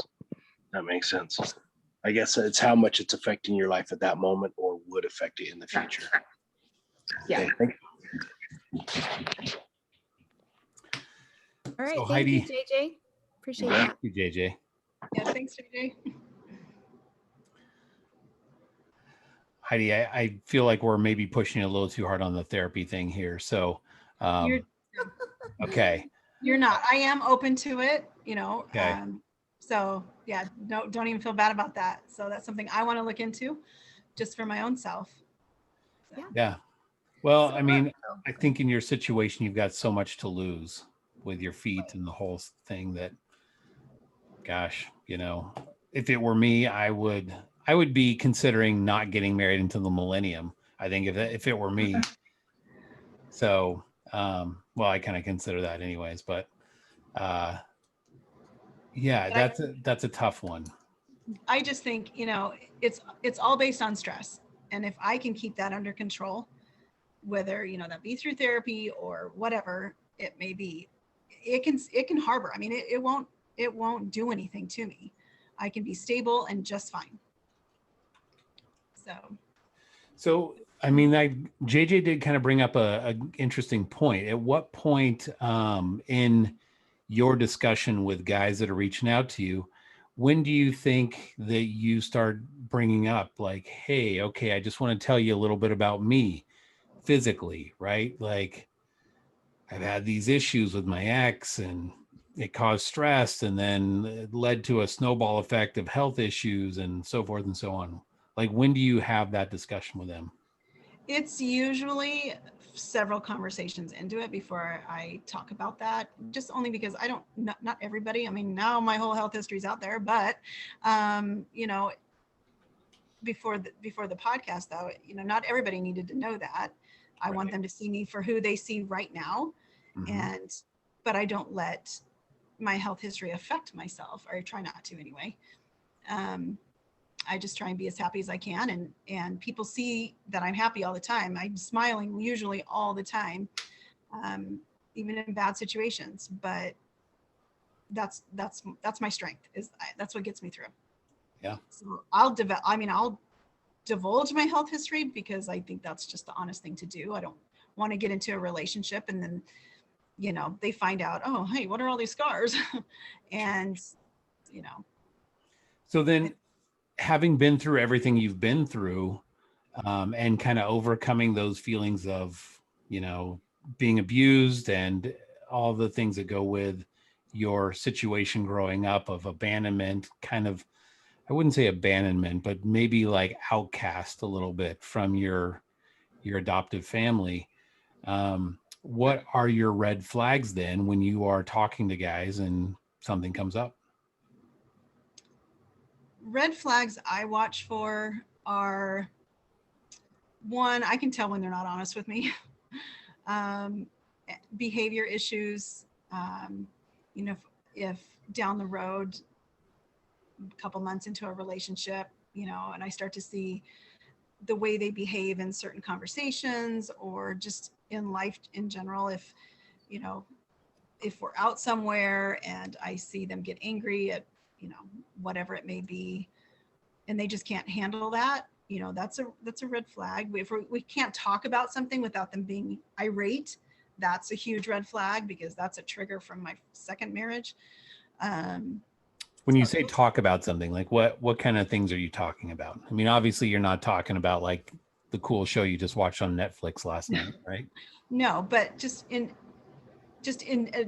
any conversation, you know, if say like I were in a relationship and we were discussing finances, or, you know, how are we going to do this or how are we going to do that, and they just get completely uncontrollable, like they don't know how to handle it, that's a red flag.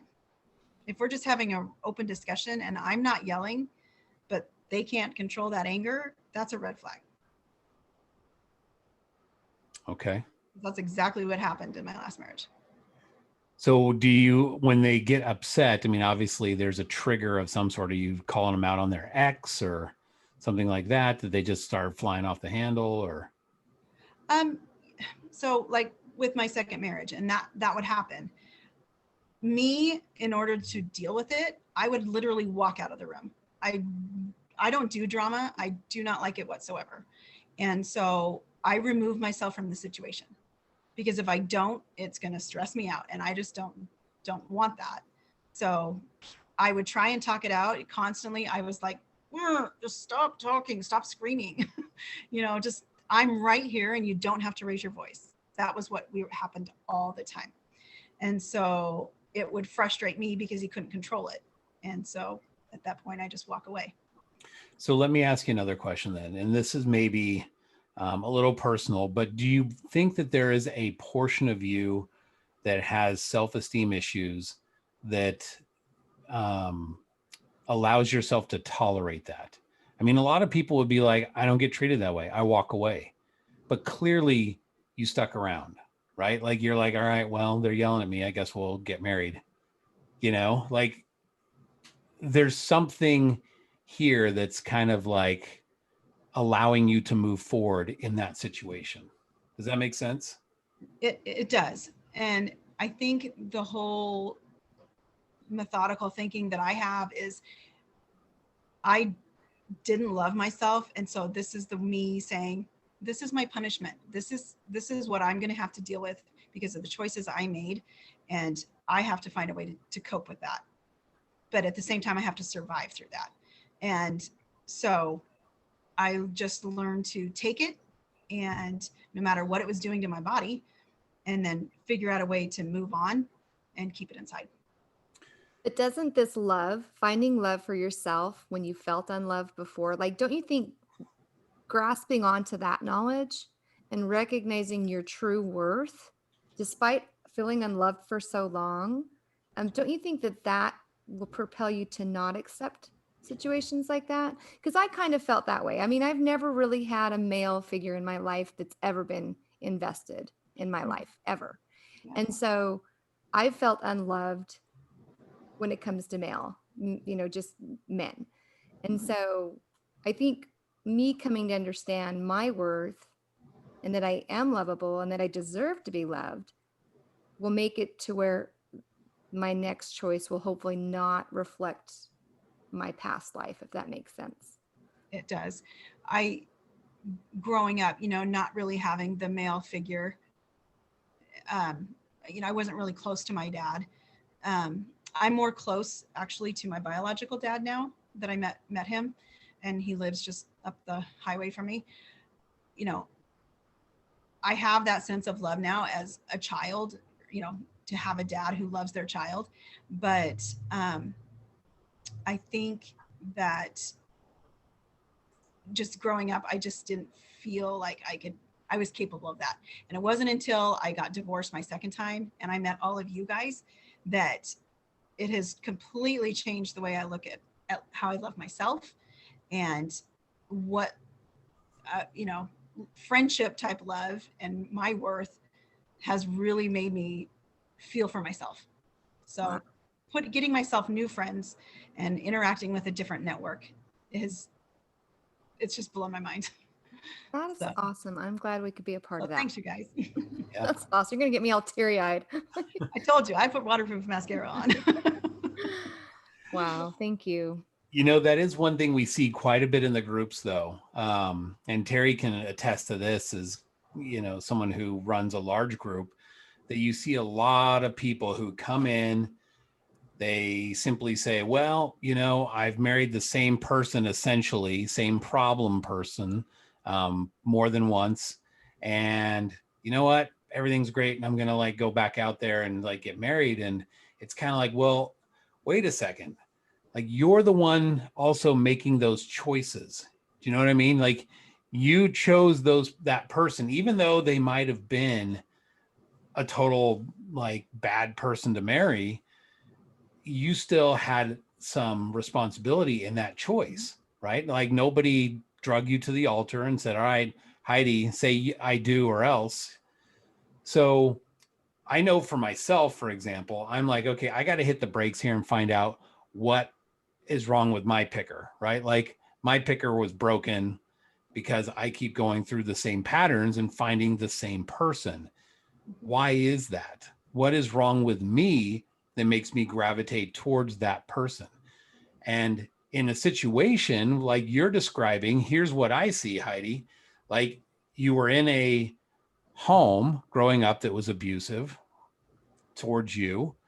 You were in a first marriage that was physically abusive, and then you chose a third marriage that was abusive.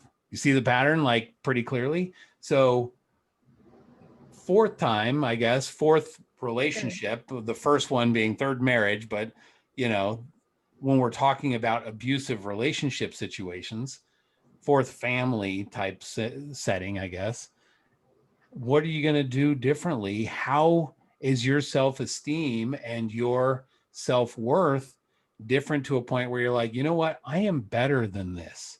I deserve more. That's when it's going to come to the point, communication is so important. And I have been so closed off my entire life because I didn't communicate. I didn't communicate with my parents because I couldn't stand them. And so that kind of carried over into my relationships. I didn't want to communicate because I had a fear of I was going to get yelled at. That's what I was raised with. My parents constantly were yelling at me. And so I was always afraid I was going to get in trouble for anything I said. And carried that on into the marriages. So now that I've been working on myself and trying to establish friends that help me communicate, I'm not as scared anymore to do that, to open up.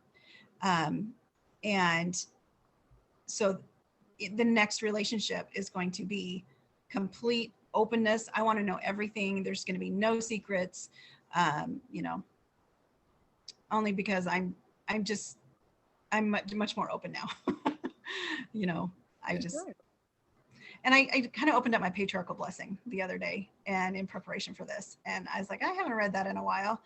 And, you know, it says in there that I will be like a banner on a hill, and everybody is going to be attracted to that banner and look towards like a light, and that I will make a ton of, you know, friends type thing, and they will like who I am. And I see that coming to fruition now, and it's happening, and it's amazing. And I think that's why I'm feeling so much more able to communicate with people and not just be so closed off. So I'm hoping that reflects in the next relationship, and there won't be that barrier. There won't be, you know, me just having to tune them out because I can't take the yelling, and I won't allow it. I will say, nope, this is not going to work if you can't talk and have a normal conversation. Absolutely. Good. Make your boundaries and keep them. I think healthy boundaries benefit all of us. So that's great. So I saw a hand raised. I'm Montoya. Did you change your mind, or did you accidentally raise your hand? I don't know where they went. No. Well, raise your hand again. Heidi, just out of curiosity, how long did you date your first husband, and how long did you date your second husband before you got married? I think you told us one was a year. Well, no, a year between the time you got divorced and then remarried to your second husband. Right. How long did you date your second husband? Date was 4 months before he proposed. So and he kind wasn't of LDS. Does he know that's like an LDS thing? Like you're supposed to like rush into it really quickly? He was bound to be LDS. The funny thing is, you know, he wasn't a member of the church, but in order to get to high school every day, his friend was LDS.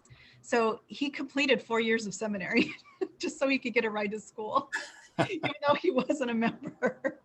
He'd already heard all about like Joseph Smith and the whole. Yeah, he had the foundation. The root was planted, the seeds was planted, but you know, it wasn't until, you know, after we were married that he started reading the Book of Mormon with me and investigating the church. So. And how long after you guys were married was it before you kind of realized like, there's a problem here? Well, I kind of knew there was a problem before we were even engaged. So, but I was like, he's just having a moment, and I just kind of blew it off. And then he would get out, you know, just raging mad. And still I thought, we're friends. It'll be fine. I will, you know, this will work out. And, you know, because he did show love. I mean, I'm not going to discredit him for that. But there was love there. And it's more kind of on the friendship type love. You know, I do anything for you. But it was probably right up to the wedding day. And I was just like, I was not feeling it, but I was just going to do it anyway, just because we had that friendship. We were best friends. So how long then after you were married were you like, maybe I made a mistake and I should take off. I should get out of here? It was probably within that first year. So did that carry out throughout the entire 11 years then? Were you like, sort of 1 foot in, 1 foot out the whole time? Yep. Unfortunately, but you know, I just tried to make the best of the situation. I didn't want to be a disappointment to my kids. I wanted to show, hey, mom can move on. Dad did. Why can't mom? Yeah. And so, you know, I was set out to prove that I could survive. Mom's a survivor. Yeah. But so, you know, okay. The kids knew better. They could see it. So. Right. Yeah. How long did you date your first husband then?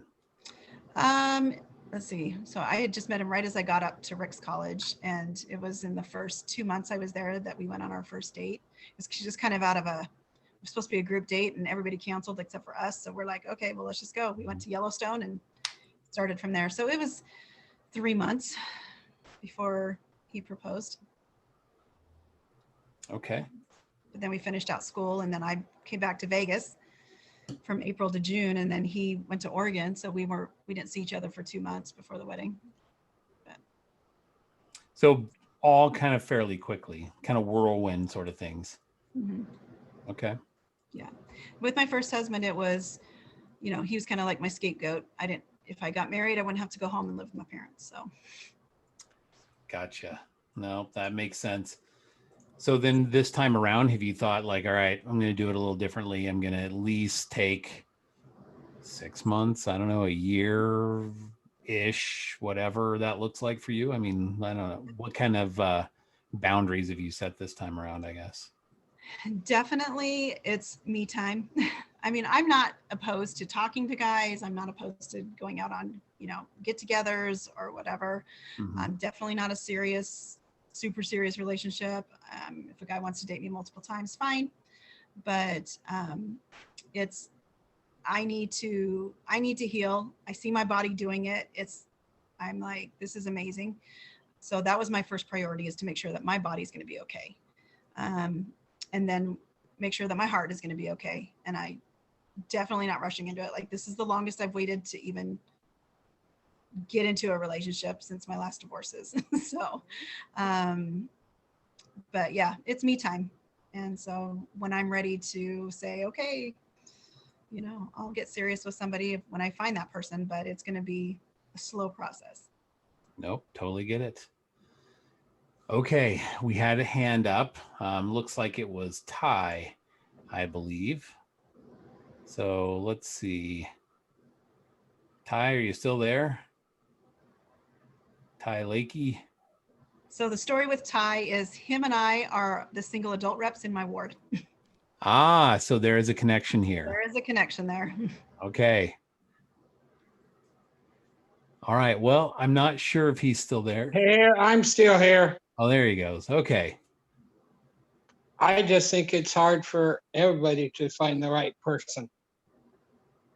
And I think you have to have the same interests, I think, sometimes too. Yep. Yep, absolutely. I think that, we've heard a lot of people say like anybody can be married to anybody sort of thing, and any two worthy adults can make it work. But I'm not so convinced in this world that that's a great formula. I'm not so convinced that nowadays that just any two people thrown into a room together, as long as they're worthy, is a good idea to make it a match. I think that especially overcoming the obstacles that life faces us, you really want to have somebody that you're on the same page with. That's just my personal opinion. Take it or leave it, but yeah, I agree with you, Ty. Finding somebody with the same likes and dislikes is huge. It's very hard in Oregon, I think. Yep, I would agree. So I told Ty, you got to go outside the state. That's right. Gotta do that long distance, Ty.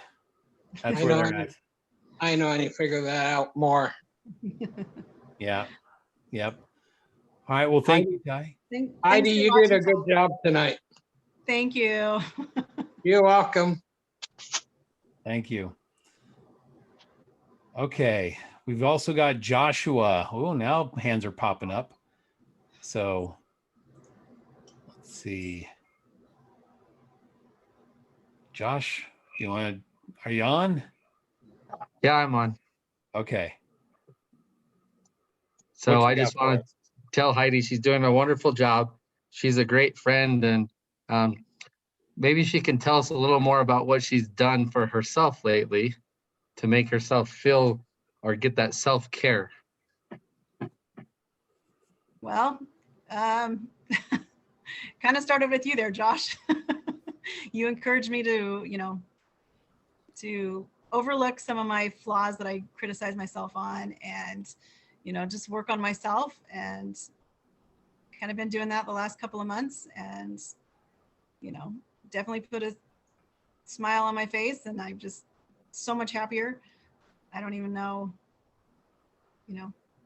making new friends and getting outside of Oregon to meet up with people. And, it was intimidating at first. I'm not going to lie. I was scared to death. Like I went to the Lava Hot Springs retreat and I was terrified. So, and Wait, that was would you say that one more time? How do you pronounce it again, just for Josh's sake? lava. Okay, And thank you. I have repeatedly told Okay. him that, but men are slow at learning things. So we're still working on it. Hey, I know how to pronounce it properly. Anyway. Sorry, Josh. I know how to say lava, Everett. I just say lava to make you cringe. Oh, okay. So were you making me cringe before you ever even knew me? That's how you grew up saying it.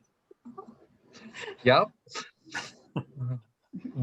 Okay. So we practiced this when I was in Wyoming. I'm just kidding. That's right. Cognitive behavioral therapy on how to properly say lava. Lava. There you go. Awesome. Okay. Thanks, Josh. Thank you, Josh. Let's see. Mike. Looks like Mike is next. Hey, can you hear me? We can. All right, wonderful. Well, I don't really have a question so much, but I've got, I came in a little bit late, but I'm just really, what a positive experience this episode has been tonight. And I really just want to thank Heidi for, I mean, as you've mentioned, you've had to really unpack a lot of stuff and reprocess a lot of stuff just for tonight. And I'm just really, really grateful to you to go through that hard stuff and to share it with us tonight. And I'm, really inspired by the healing that you've been able to identify and really put in motion and just, make some hard decisions to facilitate healing and allowing, the power of Heavenly Father to, heal you, not just in the physical ways that we've discussed, but in your emotional and spiritual ways. And so I just wanted to thank you for having the courage of sharing it with a bunch of strangers as we are. But it also reminded me just here in the last couple minutes about, thinking about how we recover or heal physically and about the time that it takes for us to do that. And there's a friend that I have in the single adults group that really, that we talk about how important it is to not jump into another relationship, because we don't realize how much we need to heal emotionally. And that, sometimes we can see, with physical healing, we can see, okay, yeah, I can put weight on that now, and now I don't have to wear that brace anymore or whatever. But we all heal at different speeds emotionally, and it's something that we really need to pay attention to. And we've all seen it in the single adults group. People getting into relationships, and we're kind of like, okay, I hope they're doing the right thing. But just, I don't think we should feel bad about wanting to take time to feel like, we're reconnecting with Heavenly Father, that the primary love in our lives is the love with God. And we've all been through difficult times. I have, when the only love that you feel is the love from God. And honestly, it's enough. It really is enough. And it's great to be able to have that, that other relationship. But the relationship with God is number one. And that's what we've got to have to be able to build on. So I guess I need to close by saying, no, I'm not. But anyway, thank you for sharing, Heidi. And also, I'm in your general area too. So please come out to the single adult activities with us. It'd be great to meet What you. area are you in? I'm in Salem. You are? Yeah, I'm in South Salem. Oh, so you're with Lindy. I'm not with Lindy, but yeah, I'm down the same state. Everybody knows Lindy. Okay. Well, I did go to the South Stake, the game night or the get to know you one like a month ago. Oh, okay. Then you were probably there. All right. We If didn't I saw meet, your picture, then yes, I think I know who you are. okay. I came with cool. Ty. All right. Well, keep coming. All right. Oh, Thank you. Thanks, Mike. That was great. Mike. I think we have one more hand. Heidi. Ooh, Heidi. Yay. Can you guys hear me? Yep. Here she is. So I just wanted to get on and say Heidi Bacon's my pal, and I'm so proud of her. She's awesome. I kind of feel like our friendship was facilitated by Josh just a little bit, but it's been awesome getting to know her, and she is amazing. What an example. Awesome, girl. I agree. That's all I wanted to say. Great. Thank you. Thank you, girl.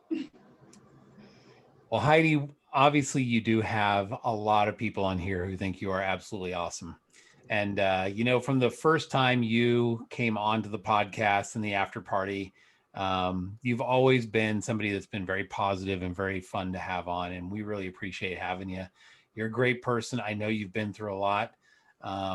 And I know there are people here, even on this panel, that feel strongly about the adoption and what your story went through. And it is a very powerful story and background and thing that you've done to overcome. And so you should hold your head high that you are still active and doing all the right things and being where you are. And you are an amazing person.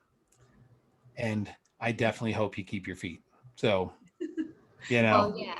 I think I will. I don't foresee losing them. So. You are going to take steps to ensure that you find the right guy that's going to uplift you and make you feel wonderfully, not cause added stress to your life. Right. That's what I believe. Go, Heidi. You got this. Absolutely. Absolutely. Well, Heidi, thank you for being on. Was it as scary as you thought it was going to be? Oh, just at first, and then it's Yep. As long as I didn't They- have to list the participants to see who was actually on, I was fine. Yeah. I can see the numbers, but Yeah, 5 minutes in, you're like, this is just like chit chatting at the mall. That's right. Not a if you big saw deal. how much I prepared for this thing, you'd be Aw, 7 I people know. knocked out. it was like personal therapy. Look at that. It's awesome. Yeah, you have to leave that list alone. Let us just chit chat like friends. Yeah, I didn't even refer to it. I mean, so I felt pretty good. Good. I'm Good. glad.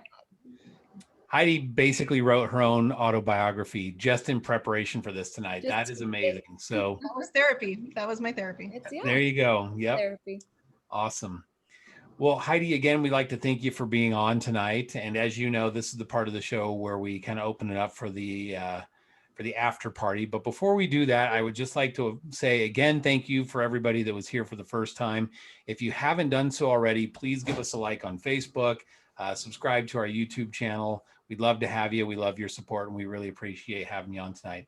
So having said that, let me go ahead